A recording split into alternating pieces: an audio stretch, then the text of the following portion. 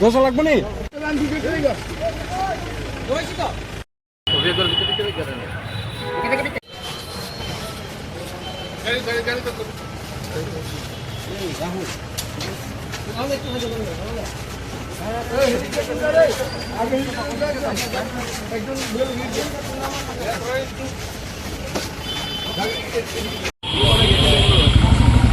গত 16 তারিখে একটি খবর আসে, কোনো অভিযোগের মতো না, এমনিতেই খবরটা আসে।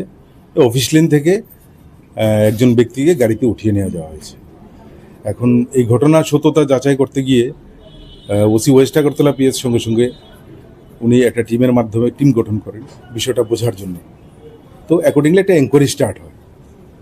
এনকোয়ারি স্টার্ট করতে গিয়ে যে বিস্তারিত পাওয়া যায় যে একটি বোলেরো ভেহিকেল আর সঙ্গে একটি স্কুটি, এই নাম্বারগুলি ডিটেক্ট হয় এবং এগুলিকে পার্সিকিউশন করা হয়। এগুলিকে আটকানোর জন্য সমস্ত শহরের সব জায়গাতেই নাকা অ্যাক্টিভ করে দেওয়া হয় যাতে বের হতে না পারে।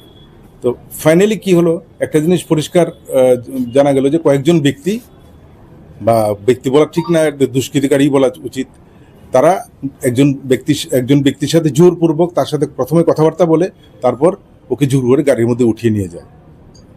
তো পুলিশের বিভিন্ন জায়গায় তল্লাশি এবং ওসি ওয়েস্ট আগরতলা পিএস এবং তার টিমও সমস্ত জায়গাগুলিতে নাকা ব্যবস্থা শক্ত করার ফলে ফাইনালি দেখা গেল যে ওই লোকটাকে ওরা ছেড়ে দিয়ে ওরা পালিয়ে গেছে। ওদের সমস্ত তথ্য একসাথে তথ্য পাওয়ার ভিত্তিতে এতটুকু বোঝা যায় যে 3-4 জন থেকে হয়তো একটু বেশি হতে হয়, 5-6 জনও হতে পারে। তো তারা এই লোকটিকে জোরপূর্বক কিডন্যাপ করেছিল এবং ফাইনালি ওকে ছেড়েও দিয়েছে। তো ওই গ্রুপের 3 জনকে অ্যারেস্ট করা, টোটাল 4 জনকে অ্যারেস্ট করা হয়েছে ওই গ্রুপের, যাদেরকে আজকে কোর্টে পাঠানো হবে রিমান্ডের প্রয়াস সহ। তো সবচেয়ে যেটা মানে উল্লেখযোগ্য বিষয় সেটা হচ্ছে এই ঘটনাটাতে আমরা পুলিশ কিন্তু কোনো অভিযোগের অপেক্ষা না করেই নিজে থেকেই আমরা সুমোটো একটি মামলা নিয়ে সমস্ত ঘটনার একটা মানে পুনরুদ্ধারের চেষ্টা করছি। এখনও সেই ঘটনা সম্পূর্ণভাবে আমরা তদন্তের শেষ জায়গায় পৌঁছতে পারিনি, কারণ এখনও কিছু অ্যারেস্ট বাকি আছে, গাড়িটা রিকভারি করা বাকি আছে।